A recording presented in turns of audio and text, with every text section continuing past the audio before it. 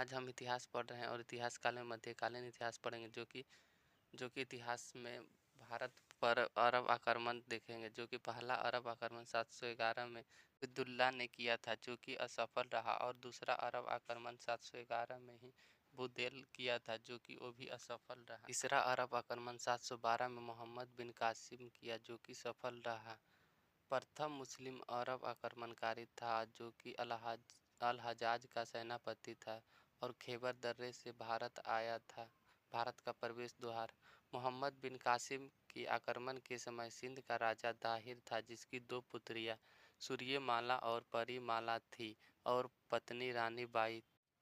पहला आक्रमण सिंध क्षेत्र देवल बंदरगाह पर किया, फिर नीरम बौद्ध स्थल में किया। सिंध पर जजिया कर लगाया, गैर मुस्लिम, विधवा, ब्राह्मण, विकलांग पर नहीं। इस सब की जानकारी मिलती है चचनामा में, जिसकी चचनामा के लेखक है अली अहमद। अरब आक्रमण का उद्देश्य था लूट करना और इस्लाम का प्रसार करना। मोहम्मद बिन कासिम ने सोने के सिक्के, जिसे दिहरम कहते थे, जारी किया और सोने के सिक्के जारी करने वाला पहला मुस्लिम शासक था। अरब आक्रमण का प्रभाव देखेंगे तो जिसमें ऊँट के पालन की शुरुआत हुई, मानचित्र कला का विकास और मानसून की जानकारी, खजूर की खेती की शुरुआत और दशमलव का सिद्धांत।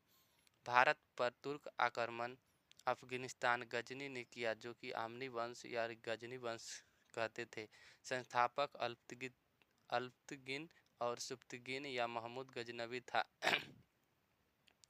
प्रथम तुर्क आक्रमणकारी सुप्तगिन था, जो कि असफल हुआ। भारत पर प्रथम तुर्क आक्रमण हिंद शाही वंश जयपाल शासक के विरुद्ध हुआ। 986 एडी में सुप्तगिन ने किया।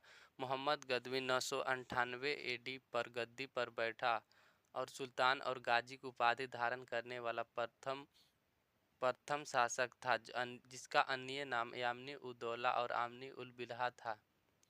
बुत्सिकन भी कहते